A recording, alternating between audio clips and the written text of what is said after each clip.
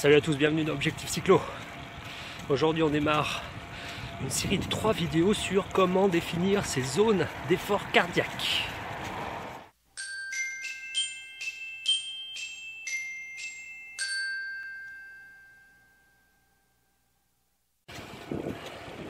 Une nouvelle série de 3 vidéos, 3 thèmes différents pour définir les zones d'effort cardiaque.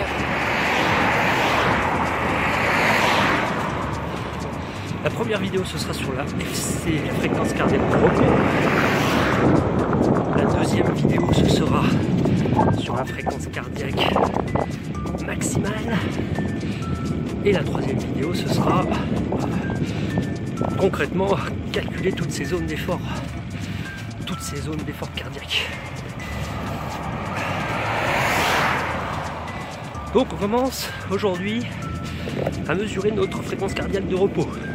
Alors évidemment ça se passe pas sur le vélo, ça se passe plutôt le matin au réveil. Premier truc à faire quand vous vous levez, si vous avez décidé de mesurer votre fréquence cardiaque repos. Alors concrètement comment ça marche? C'est très simple. Vous avez tous, j'espère, un cardio-fréquence-mètre. C'est le minimum, hein, c'est vraiment le strict minimum. Il faut aussi avoir un capteur de cadence pour faire du bon entraînement. Mais vous avez tous un cardio-fréquence-mètre. La veille au soir, vous le préparez sur votre table de nuit, sur votre chevet, enfin à côté de votre lit quoi. Vous le préparez, prêt à être utilisé le lendemain. Le lendemain matin, quand le réveil sonne, si vous partez au travail, prévoyez 5 minutes.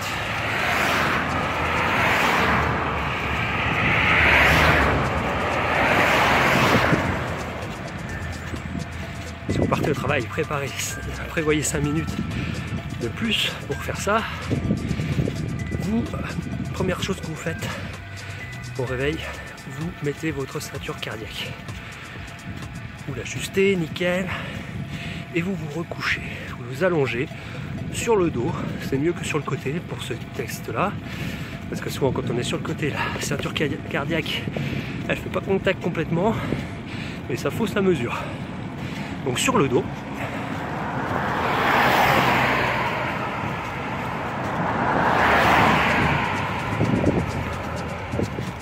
vous mettez sur le dos, vous fermez les yeux. Ah, faut fermer les yeux. Tout dépend. Si vous avez un compteur qui enregistre votre mesure cardiaque, vous pouvez fermer les yeux. Si votre compteur ne l'enregistre pas, on va faire différemment. Dans les deux cas, vous fermez les yeux et vous patientez une bonne minute, 2-3 minutes peut-être même.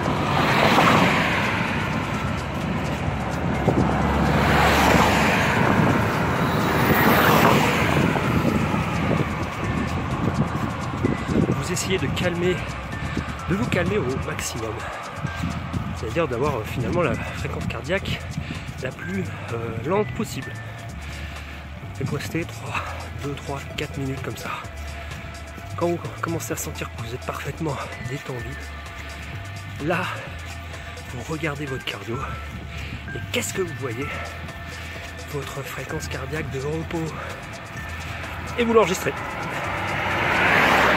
Vous la notez quelque part, c'est très précieux. Si vous avez un compteur qui enregistre, bah là vous connectez à l'ordi, vous regardez la fréquence cardiaque minimale que vous avez eue pendant les 2-3 minutes. Et là c'est pareil, c'est votre fréquence cardiaque de repos. Vous voyez, c'est très facile. Alors des fois elle peut changer d'un jour sur l'autre. Ça va dépendre de comment vous êtes entraîné avant, ça va dépendre de votre stress, ça va dépendre de votre sommeil.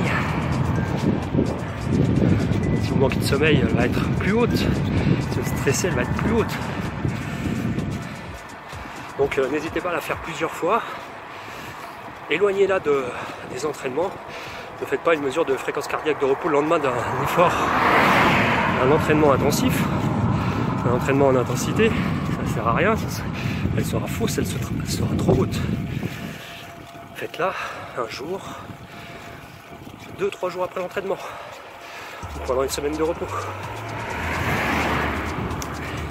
Vous enregistrez ça, vous la reportez dans votre carnet d'entraînement. Si vous avez le carnet d'entraînement Objectif Cyclo, vous la reportez dedans, sinon vous la notez où vous voulez. On va s'en servir dans la 3e vidéo. Et moi, je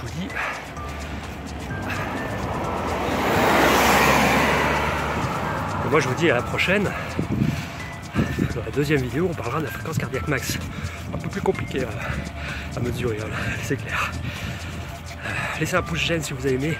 Partagez avec vos amis cyclistes, que ça pourrait aider. On se retrouve très bientôt pour la 2e vidéo de cette série.